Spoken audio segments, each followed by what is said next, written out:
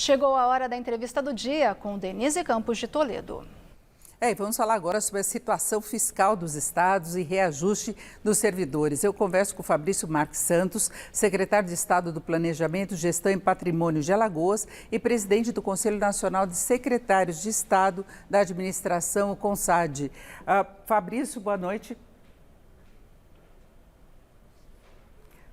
Fabrício, nós estamos sem o retorno do seu som, se você puder ajustar, nós não estamos conseguindo ouvi-lo. Boa noite, Denise. Boa noite a todos que estão nos acompanhando. Uma honra estar aqui com vocês, viu?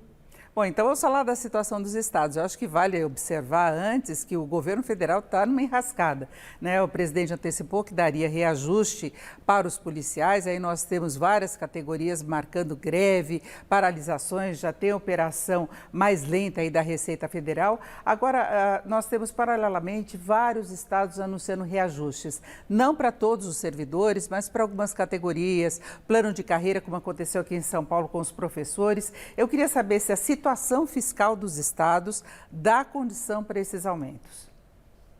Olha, Denise, atualmente sim, os estados tiveram um ganho importante aí nesses últimos 2 anos. A arrecadação dos estados aumentou muito, somente ICMS. O ICMS dos estados é muito baseado nas atividades que tiveram muito crescimento de preço, como venda de combustíveis, venda de energia, telecom, venda de bebidas. A maior parte dos estados tiveram um crescimento de arrecadação agora em 2021 de mais de 20%. Então, os estados estão com as contas, quando a gente avalia, tendo um retrato de 2020, com as contas equilibradas. Agora, se isso vai permitir, de fato, que os estados dêem aumento aos servidores, aumentos acima da inflação, isso é uma preocupação. Mas o que se tem no movimento por parte dos estados até agora? A maior parte dos estados está fazendo um esforço para fazer a reposição da inflação do último ano, pelo menos. A gente fechou a inflação publicada hoje pelo IBGE em 10,06%, foi a inflação de 2020, e os estados estão trabalhando, como regra geral, para fazer essa reposição da inflação de 2020 para os servidores. Os servidores, em geral, perderam capacidade real de compra, tiveram a corrosão de inflação dos últimos 2 anos, que os estados ficaram sem fazer reposição, pelo menos, da inflação. Então, existe uma pressão natural por parte do servidor, uma pressão justa em relação a isso. E eu acredito que se o movimento for apenas esse, de reposição pela inflação e eventualmente corrigindo uma ou outra carreira, isso não será capaz de desestruturar as finanças dos estados. Na verdade, vários estados fizeram, inclusive, reformas da Previdência entre os próprios servidores para tentar ajustar as finanças. Os atuais governadores, vários deles, pegaram uma situação fiscal muito complicada, inclusive com salários atrasados, então teve um período de correção de rota.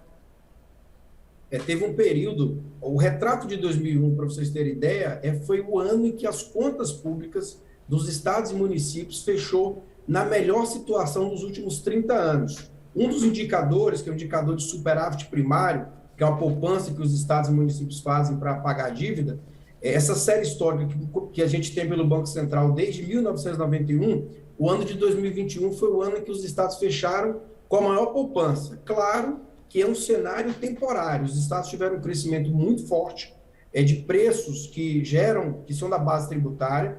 Nós não podemos usar 2021 como referência para indicar o futuro dos estados, mas claramente os estados estão com as contas ajustadas, bem ajustadas, e sim, é possível, de forma contida, fazer agora, pelo menos, a reposição inflacionária para os servidores. Esse é o que a gente tem visto por parte dos estados, um movimento nesse sentido, e, eventualmente, fazer correções de carreiras como professor. Os estados têm feito essa correção de carreira, até porque a legislação vai nesse sentido. O Fundeb vai nesse sentido. Para vocês terem um pouco de ideia, o salário do piso salarial do Brasil, que era até ano passado R$ 2.886 para professor, tende a sair agora um decreto novo presidencial com base no Fundeb, passando para mais de R$ 3.800 o salário base nacional da educação. Então, os estados precisam se adequar a isso e fazer ajuste em suas carreiras. Esse é um caso específico.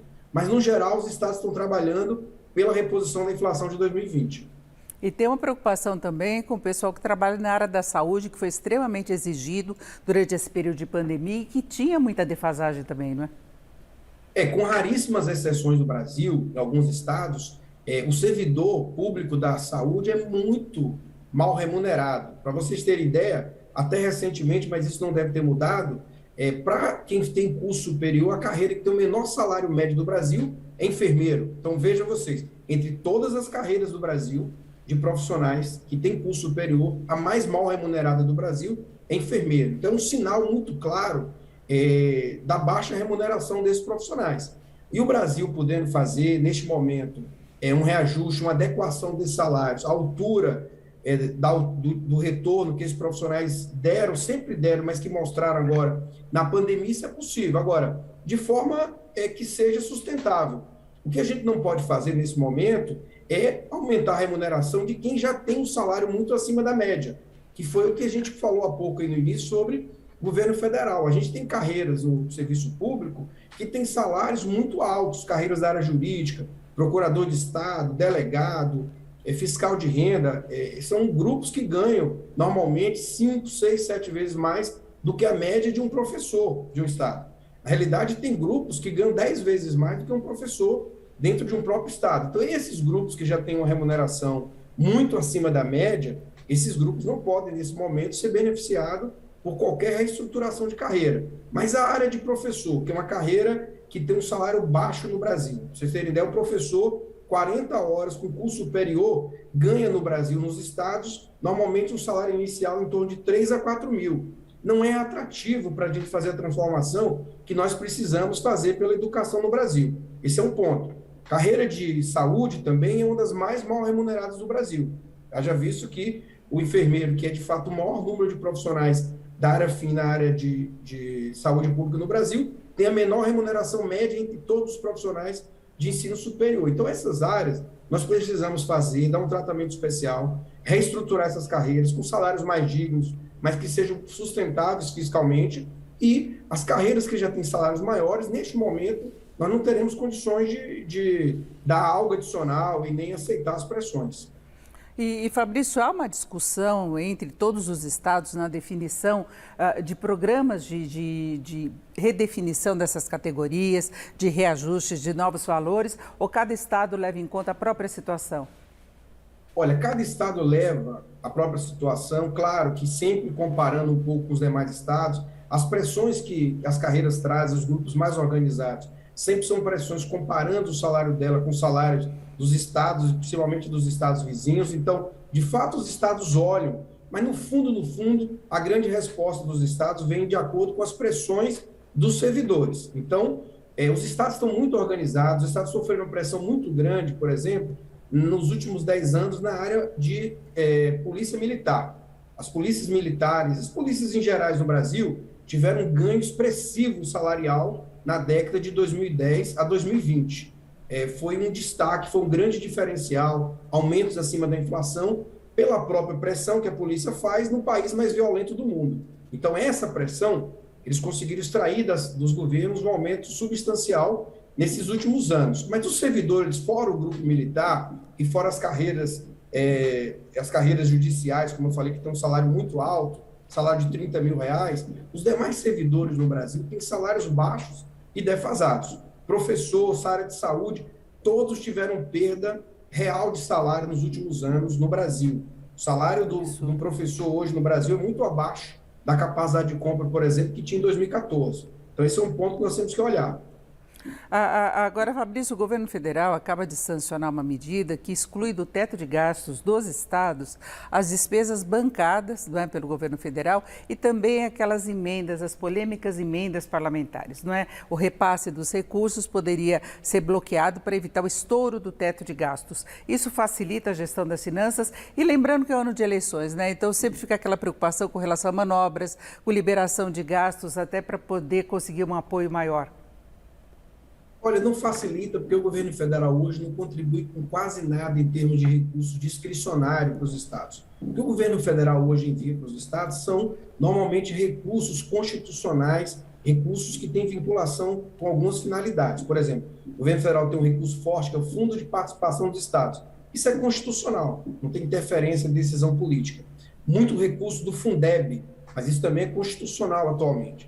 Recursos para o SUS, também constitucional. Fora isso, e que são despesas que já têm uma vinculação fins específicos, os recursos de emenda, recursos discricionários do governo federal, do ponto de vista global, ajuda pouco. O governo federal no Brasil hoje não tem ajudado os estados, de fato, a investir. Agora, claro que, eventualmente, para um ou outro município, para uma ou outra região, principalmente agora com essa questão do orçamento secreto, com emenda secreta, isso acaba para um outro município ter impacto. Mas, do ponto de vista global, para os estados, hoje, os investimentos estaduais, menos de 5% são financiados com apoio e com recurso discricionário do governo federal.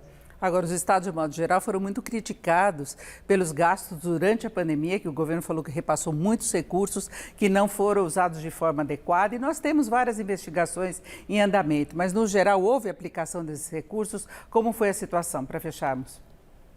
Não, foi muito bem aplicado. Uma prova disso é que os estados, o que eles conseguiram estruturar muito rapidamente em termos de expansão da rede de saúde para servir a população, foi muito forte. Agora aqui, eu posso dar um exemplo aqui de Alagoas. Todos os recursos federais, por exemplo, que foram enviados para o apoio à pandemia, nós transformamos em contratação de pessoal. Nós não utilizamos para nenhum outro fim. Todas as compras que o Estado fez, por exemplo, compra de insumos, de equipamento, foram todas com recursos próprios. E o recurso federal nós utilizamos exclusivamente para contratação de pessoal, para não entrar, de fato, nesse debate nacional de discussão sobre desvio de recursos. Nós demos um uso que foi muito nobre para que não houvesse questionamento. Agora, a avaliação que a gente tem é que o governo federal transferiu recursos, realmente recursos abundantes, mas que, de fato, os estados utilizaram da forma mais correta possível para salvar vidas.